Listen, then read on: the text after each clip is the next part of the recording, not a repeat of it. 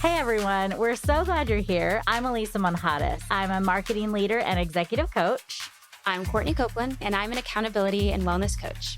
And I'm Dr. Mirari Simeon, an activator of talent, HR executive, author, and working mom. If you're anything like the successful multicultural women we interview on the What Rules podcast, you've learned that you can't do it alone. And we teach women like yourself to outsmart the game to get ahead in your career.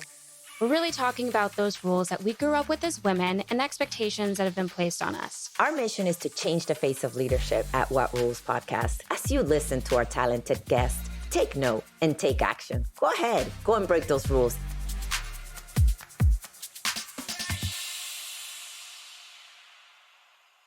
Back in the day, I was working at an advertising agency, and my work friends and I had this thing where we'd say, "Do you want to go for a walk?" And we would walk furiously around the building because something happened and we just needed to vent it out. And now that I work from home, I'm like, okay, well, who am I going to turn to? My plants? We go on a walk with me? But I have a friend who we walk every Wednesday. We call it Walk Wednesday. And we use it to catch up on life, but we also use it to vent about work. So I'm curious for you all, do you have people that you talk to about work struggles, celebrations as well, but sometimes you need a vent? Since working from home, what I would say is some of those one-on-one meetings or just connect meetings become the venting session. But it's so good because sometimes that's exactly what we needed. And they were like, okay, we're fine. You're going to go and have a great day and I'll go and have a great day. But I have them.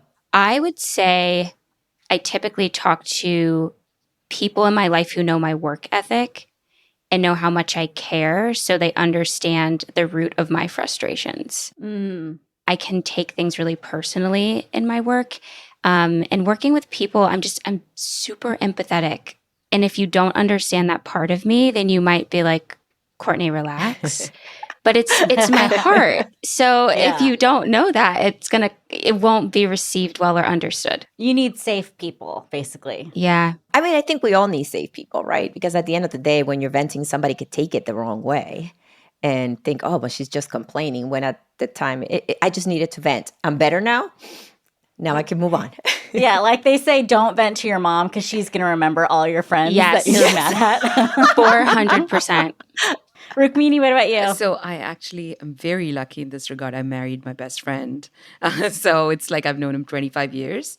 And we went to school together. And lucky for me, does the same kind of job I do, but would solve a problem exactly the opposite way I would solve a problem. Oh, that's cool. So it's really interesting because then you have a completely different perspective. And, it's very grounding for me sometimes to just hear a completely opposite spectrum of how you solve a problem. And I'm like, that helps me with my leadership center because sometimes I can be a little extra on all the things. I lead with my whole heart. I love what you said, Courtney. That's exactly how I am. And until you understand the unique makeup of what makes me who I am, it's really hard to see my perspectives. I also have a Zumba friend that I go to Zumba with 3 times a week. And she's awesome. And she lets me vent. And then we go and we dance it away. And the endorphins make up for everything. So I think it's good to have different kinds of friends to reach out to. Oh, that is so fun. It's true. And you mentioned the Zumba. So I think I mentioned this before. My trainer, I talk to her about all my problems. I feel like it's a therapy session. But to your point, it's like I work out, I feel great. I'm like, yeah, okay, I'm done. I'm ready for the day. And she doesn't know anybody at work, but she knows everything. She has all your secrets. She knows all my secrets. Yeah, and one of the reasons why I brought this up is because I read a LinkedIn article from Rukmini, and you talked about having a squad. And I was like, okay, everyone needs a squad in so many ways, inside of work, outside of work, for working out. We need people. We can't do this alone. It's really important to find your people and hold them close. That's my mantra.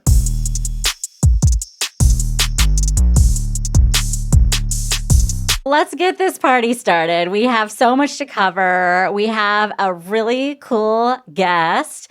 Rukmini, why don't you just introduce yourself? I want to hear what your title is, but more than that, like, who are you? What are the hats that you wear? We know that women come wearing a lot of hats. So how would you describe all of yours? My name is Rukmini Reddy.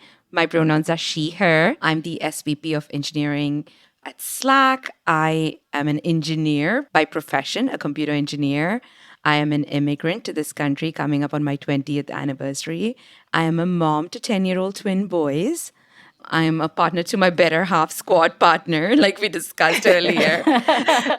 I love to dance. And I am an aspirational do-it-yourself party planner. Ooh. I love that. It's the dancing and engineering. I think, like, put those two together, you got a good party right there. Out of all the hats that you wear, is there one that energizes you most and makes you feel like such a badass? I think it's the intersectionality of all the hats I wear that make me feel like a total badass. Like, I feel very proud and humbled by my immigrant journey and how far I've come in this country. And I feel so fulfilled when I look at my 10-year-old brown boys looking up to their mom and just like feeling assured that somehow all women are engineers and this is totally normal. I love that. That makes me really fulfilled. So I think it's like, there's not one part more fulfilling the other, but it's the sum of everything that makes me whole, if that makes sense. Yeah, 100%. And you call yourself a badass engineer leader, and we absolutely love that. What's one rule that you've broken to get ahead in your career? First thing, I think the biggest rule I've broken with what you just said, I have no filter. So me calling myself badass might be frowned upon, but it's who I am, and that's We love totally it. okay. It's cool. It's why you're here. I have no filter. So many like rules I've broken, but I think the greatest rule, growing up in India as this little girl who loved engineering, it's a very patriarchal society. And I felt like a lot of pressure to like, when somebody tells you you need to fix something, make sure you fix it. And it was very ingrained in, how I was raised. And one thing I realized like through my journey for the last 20 years is like, not everything that I'm told I have to fix. So, like, there's a very important distinction between feedback that's helped to make you grow and sometimes feedback that's helped to put you in your place. And with my intersectionality being in a field with there's very few women of color and women in general, it's really important to be able to like break that rule and be like, not all feedback is great for you. So take what makes you feel grow as a human, as a leader, and leave the other behind. Was there a time that you realized that, or did you always know? As an engineer, pattern matching comes very naturally to me. And after like running into the same patterns like about 5 times, I was like, wait a minute. Like, when I get feedback about how brown and loud and proud I am, I was like, I don't know how I feel about that feedback, so I'm just going to park it. What happened is I started to feel like my spark was getting taken away. And I felt less fulfilled and less like I was doing something wrong. And I'm like, I feel very like sure of who I am. I lead with my whole heart. And when these two are in conflict, I choose to go with my heart. And I love that because when I read your article, you did mention something like when the negativity takes away, it could take away your power, it could take away your motivation. And I know you also mentioned your spark. So being able to tell that difference, I mean, you're so fortunate to be able to do that early on. There's a lot of people that haven't. So I think this is great for our listeners to listen to those patterns. And is it taking away your power? Is it taking away your spark? And realize whether it's candor or criticism. And journaling is a great way to do that. Like if you're looking for a tool, I love sheets. So if you want to put a column like says feedback to help me grow, feedback that's putting me in my place, and just put a date and time on it and the situation and scenario. And I have good memory, but if you need help and support, like you can always use tools to just gather data and patterns. Yeah, documentation is great. I have a friend who's a neuroscientist, and she says the exact same thing, that like you noticed your own brain patterns, like what you noticed too. So it would be interesting to see the types of feedback you noticed early on your career and then the types now. That doesn't demonstrate other people's feedback. It demonstrates how you interpret. And so, like she says, like, when you're journaling, you think about the way you journaled and the way you think and the way you reacted to the way people talk to you. Well, Rukmini, I have a question for you because I truly believe that being on boards is something that, well, number one, the data shows we do not have a lot of women of color on board, on paid boards for that matter. And it is something that is almost like a best kept secret. I didn't find out about it until very later in my career. And I aspired to be on a paid board with decades of experience in HR. But my question to you is, why did you start your board journey? So I am like you, I'm still aspiring. I haven't made it. I just wanted to Okay. clarify that. It's insider information. You need to know the right Yes. people to tell you exactly what you need to do. It's very specific, and the same opportunities keep getting distributed to the same people, despite all the experience you bring. And I feel very similarly. I feel like it's a lengthy process. And like anything else, requires a lot of heavy preparation and understanding the landscape. We talk about this, right? Like we all go to school. Like I mentioned, I went to school to be a computer engineer. So when I got my first job to be a computer engineer, I kind of knew what to do. But how do you become a board member? You have to learn about the process. You'll have to learn about the journey. So that's what I've been doing for the last 2-3 years. It's been a side gig. I've not really like put in a lot of energy and effort that it deserves, but it's something that is on my long-term horizon and goal. Like 5 to 10 years from now, I would love to get paid to give advice to help tech companies grow, right? So it's been challenging though. Yeah. The men say that, oh, I just happened to me. I just got it. I'm like, how did you get a board? I just got it. I don't know. So I'm just like trying to navigate what it takes. I currently sit on several nonprofits, but one specifically, Women's Food Service Forum, that it's working to advance women. And one of the things that I did find from even just joining nonprofit organizations is the network that you build. So when you talk about not doing it alone, most recently I started going through a transition at work where I left a great career and now I'm here building Zara Consulting and seeing what's next for me. And I can't tell you how phenomenal it was to see all these different CEOs, CHROs, CFOs just kind of say, hey, how can we help you?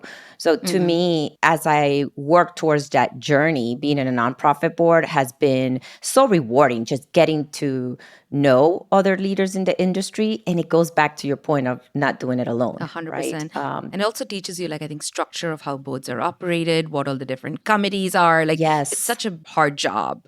Like, you're responsible, and it's really important to like seek advice, build a network, ask people what kind of challenges they regularly encounter. Because I think most people at least underestimate the effort it takes to not just get your first board role, but then the effort it takes to like continue to serve on a board. It's pretty large. Well, the salaries for boards range quite a bit. The average person on a paid board seat is making $88,000. And so you actually do have to work towards it. I want to be in like a little bit of a higher range later but hey, like if you're on a couple boards, you're retired, it's a great way to continue to build generational wealth for your family. 100%. Absolutely.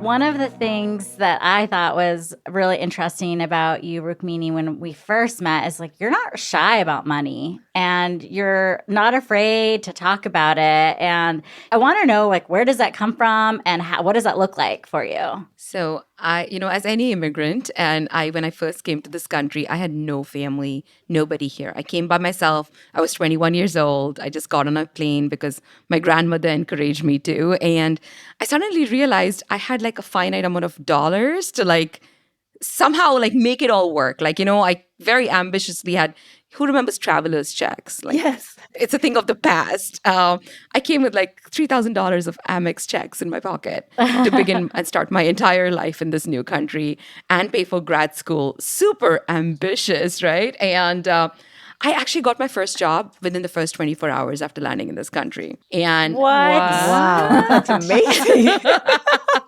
I did it because I felt hyper motivated. I went to school in Arkansas. I'm a Razorback. We can do an entire episode about my experience going to Arkansas for grad school as a brown woman in 2003. But coming back to the story, like I literally was like, I need a job to sustain myself. And I found this like computer lab job, which looking back, what a great job, because I got to monitor a computer lab. So it was always safe and secure. I didn't need to do physical labor. And then I got to do my assignments and my grad school work while I was monitoring the lab. It paid a grand total of federal minimum wage in those days, $5.40 an hour. Oh my And I'm goodness. so proud of that money. And my grandmother, whose, shoulders I came into this world on and who encouraged me to go here, I remember getting physical dollars from my first ATM card. And I don't know what I was thinking. I don't think this is how you move money around the world. But I took a $20 bill out of my $540 total pay and I mailed it to my grandmother back in India. Oh, And, it meant a lot because for her, it meant that her granddaughter was capable of earning a living on her own. And I've never been shy about talking about that because it's really important. Like I went back and shared with the other Indian students saying they were all working in Burger King in the student union. I was like, no, this job pays better and you can actually get your assignments done. And this is how we distribute opportunity, because if we all get ahead, then we can actually earn wealth, settle ourselves in this new country. So, and it's like, I think really important. I realized as I went through tech, how much the guys talked about money. When I was negotiating my early jobs, like I didn't even know what was a good amount to ask. And once I became a manager and I started to see like comp cycles, I was like, wait a minute, how come the guys are making so much more than the women on the team? And I just learned how much average salaries should be. So I'm really not shy about discussing money. I encourage all women around me to like call a friend and tell them how much you make and just be really uncomfortable, because even discussing money makes us all uncomfortable, isn't it? Like it's just weird. oh yeah. For sure. I feel uncomfortable asking. I feel uncomfortable telling. Both. What about you, Courtney? Because there's all these trends that say like people in their 20s, that's what they do. What do you see with your peers? I don't know if it's a norm for everyone. In my friend group, we normalize it, but I'm also really transparent with my friends, especially in the past year, about financial literacy and equity. And I do have a diverse friend group growing up, mostly white friends. And I've learned a lot from them in terms of budgeting and negotiating and not apologizing for what you want, because they're examples of that. And they're really transparent with me. They'll talk me through it at points when I was like, I don't want to talk about it. And they were like, that's how you grow. That's how you'll get what you want. And it's very empowering. It's definitely more open. I actually just asked a friend yesterday pretty openly. We grabbed coffee and I was like, how much do you make? And there was this pause. Good for you. And I was like, sorry, you don't have to respond. But then they were like, no, let's talk about it, because they're further in their career than me. And then they shared how they got there. I'm sure people listening feel like I have felt and don't want to ask. How do you really break that barrier? How do you initiate that conversation? I think like trust has to be at the bottom of that. You just can't go asking a bunch of random people, how much money do you make? At least I cannot. I don't know. Maybe I'm a different generation. I think it's really important to like have trust where you can have this relationship and be okay with people saying, no, I don't feel comfortable talking to you about this. What I love at work, and I've noticed this over the last several companies I've been at, and I really value it, this next generation, just so vibrant and energized and open. And that's why I feel more hopeful for the future of the world. Like they pass on like these sheets to collect data, and there's like usually like a data transparency week when you can even anonymize, add your title and your salary, but it just like normalizes that conversation. So I really appreciate quorums like that. I think if you have like a work environment where people are transparent and willing to work, and it's a supportive environment and safe environment, I think that's another really great way to do it. There's always like pay transparency surveys that are getting released all the time. There's so many websites now that track industry-wide salaries and what's an average salary component. But I think what comes with networking, which I don't think comes with all this public information, is that salary is not the only form of compensation. And that's something I learned a lot later in my own journey, was like, wait, I used to feel so happy when someone was like, we're going to pay you X amount of dollars salary. I was like, yes, finally, this is wonderful. I'm like in the 5 digits, like feel very happy. And I think then I realized, wait, there's a whole equity component to it. And there's like performance-based salaries, and there's like bonuses. And then you're like starting to look at much more wealth than you originally anticipated. And I feel like people who went to like Ivy Leagues or have a network of alumni, they could tap easier into this conversation, which is something I had to learn just pattern matching over the years and just being curious.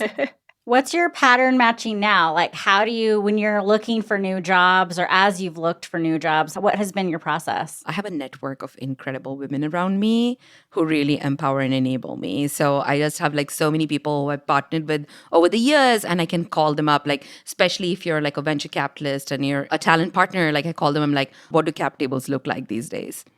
And bam, they will send me like data that says when we're investing in companies, if they make this amount of ARR, this is what you should expect as seat at the table, this percentage of company. I'm like mind blown, right? Because good old imposter syndrome. Why do I, immigrant Rukmini, deserve all this? Like, but it's like really eye opening to like have that data. And I remember like many years ago, I was negotiating a job and the person like made me this first offer and I felt like queen of the world. And then I looked at the sheet and I was like, oh my God, they're underpaying me by 50%. Oh my goodness. So I went back and I was like, that won't work for me.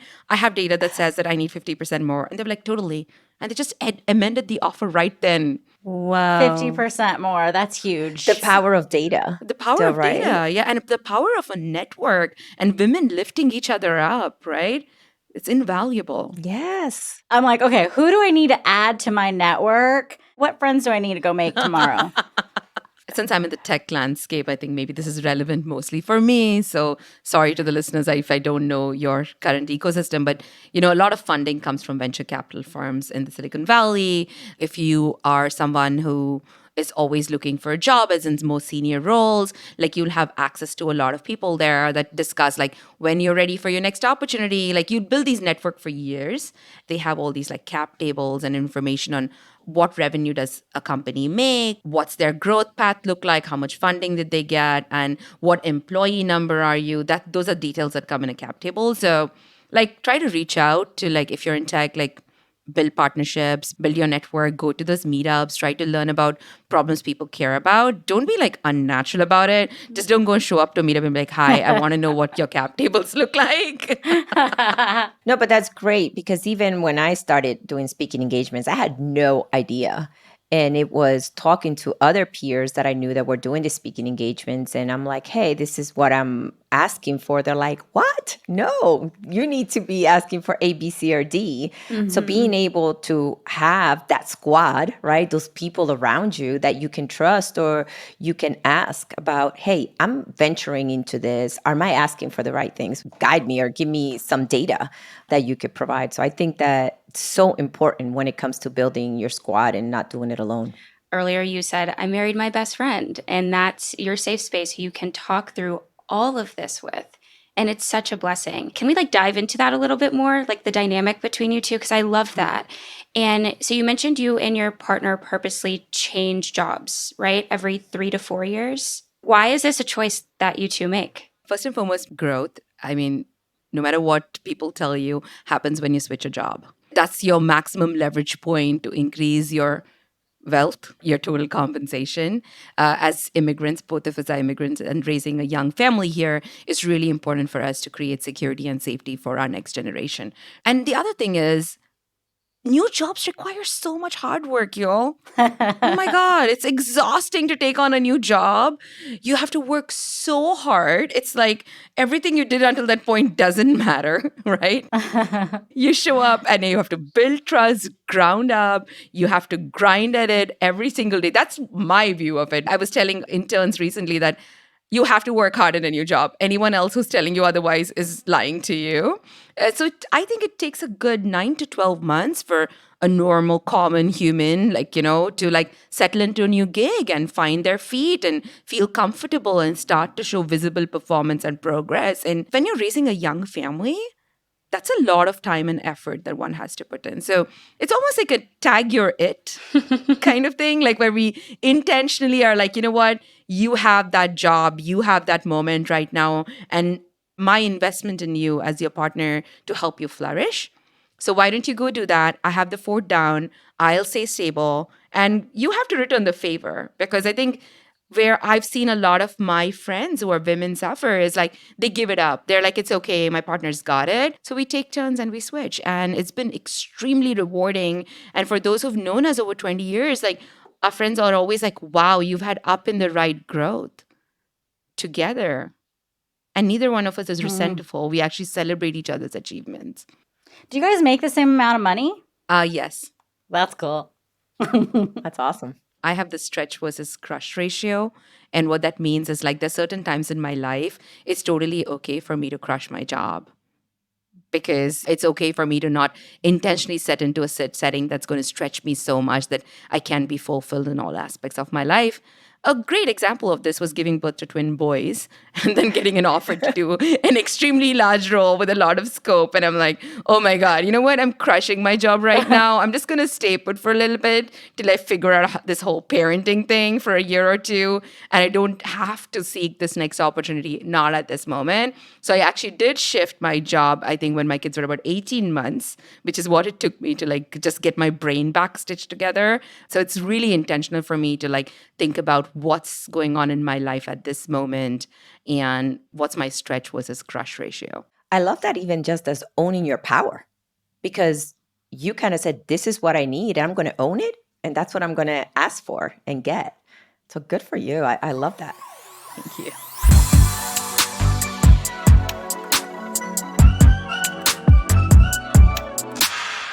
I have a question because it sounds like you have an amazing support system at home and badass, of course. But how do you handle being the only, I'm sure, in a lot of places, especially in your industry, as you continue to move up? Yeah, I think, the sad part of being the only one, as celebrated as it is, just you're just alone.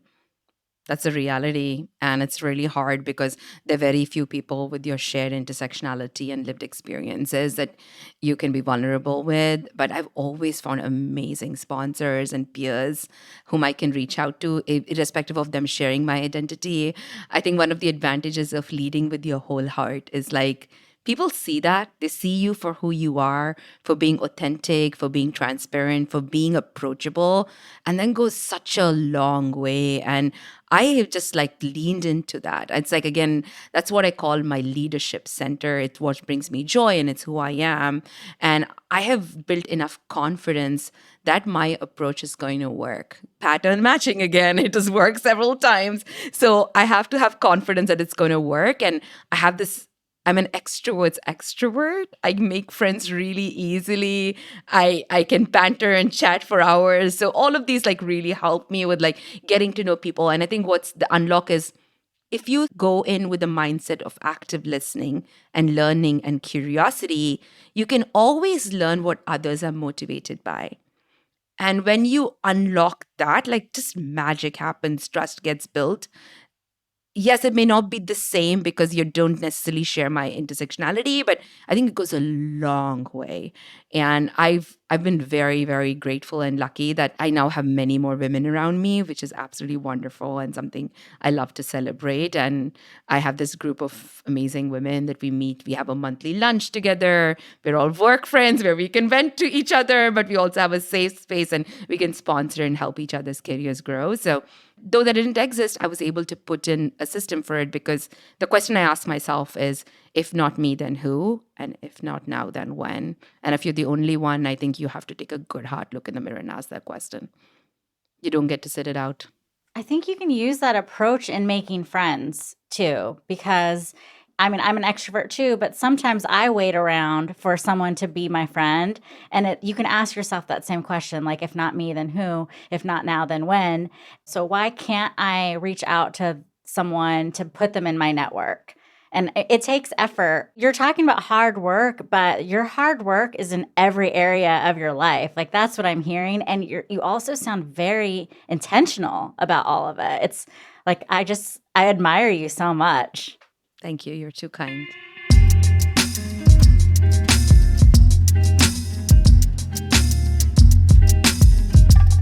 Let's talk about imposter syndrome, because I think, that's something like maybe, I don't know how you all feel about it. I really struggle with that one. And it's like a constant battle. It's like, you're not good enough. Why are so many great things happening to you? And I felt a little bit awkward when you just praised me. right? Though the pattern matching says, okay, Rukmini, this is good. You deserve this moment. It is really hard to make peace with it. What are your thoughts on it? I would love to hear from you all as well, because this is something I feel like a lot of women, and especially women of color I talk to, really struggle with day to day. I think imposter syndrome and the conversation about money can go hand in hand. And it's actually something I've been exploring with different friends, with my coach. And I've learned that it's a root, like imposter syndrome in a negotiation is so real. And sometimes people say, oh, well, I just haven't done it before. And yes, it makes sense, to feel scared if you haven't done something before. But the reason that's holding you back from actually having that conversation or asking or talking about it vulnerably with friends can sometimes be this deep-rooted feeling of like, I don't feel like I'm worth it enough to ask for this, which is crazy because we work so hard. Yeah, for me, it's about catching it and not feeding the negativity, because imposter syndrome is always something negative about you. Like, I'm not worthy, I'm not capable. Oh my God, why is she praising me? Like, it feels uncomfortable. And it's about talking to yourself in a positive way and really feeding positive thoughts so that your mind can really get to the point where you're right, and feeding it with facts at the end of the day. Because if you start thinking about it, right, with, let's just say this example, what Elisa praised you, is like, you said it yourself, you know the facts, you know you're a badass, you know what you've accomplished since the day that you set foot in this country. And you've documented it. It's documented. And yet it feels uncomfortable. But it's catching that and saying, no, you know what? I am. Thank you.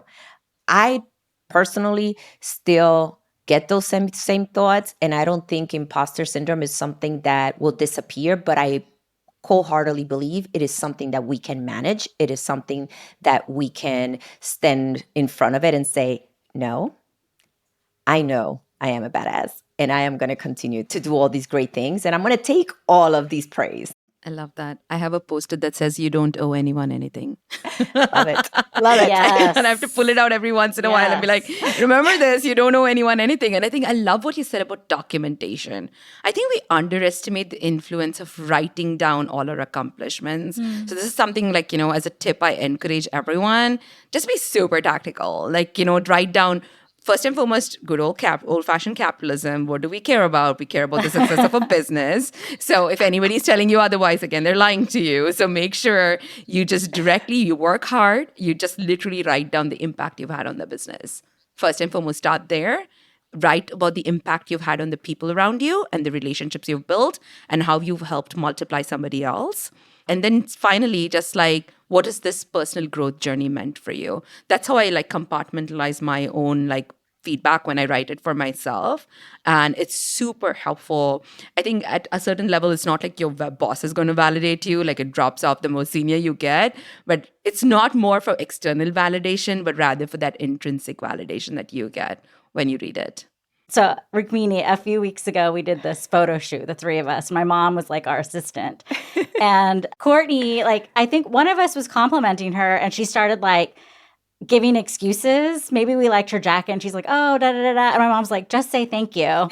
And I heard my mom tell you that. I remember that. Several times. She's like, stop apologizing and just say thank you. And there's actually scientific research that backs that up. And there's a book also by Herminia Ibarra. It's called Act Like a Leader, Think Like a Leader.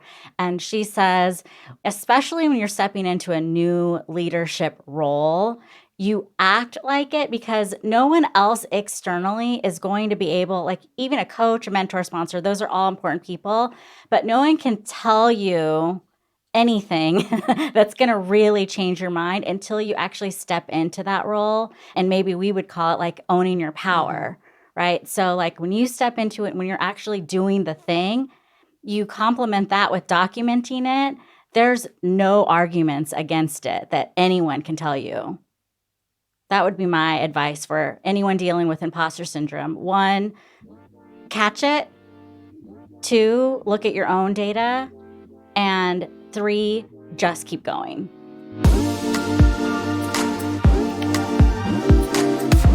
Want more advice on how to break the rules and outsmart the game to advance your career? Check us out on Instagram, YouTube, and our website, whatrulespodcast.com, for more insight from our guests and hosts, and join our community on LinkedIn where we discuss rule-breaking strategies for multicultural women. What Rules is a project of Zara Consulting and is supported by the amazing team at Stories Bureau. This episode was produced by Alexandra Uresta with editing and music supervision by Joshua Ramsey and was engineered and mixed by Tim Ballant. Our podcast cover was designed by DeLeon Creative. Visit whatrulespodcast.com for more info, upcoming events, and all episodes of What Rules, including video, and make sure to give us a follow.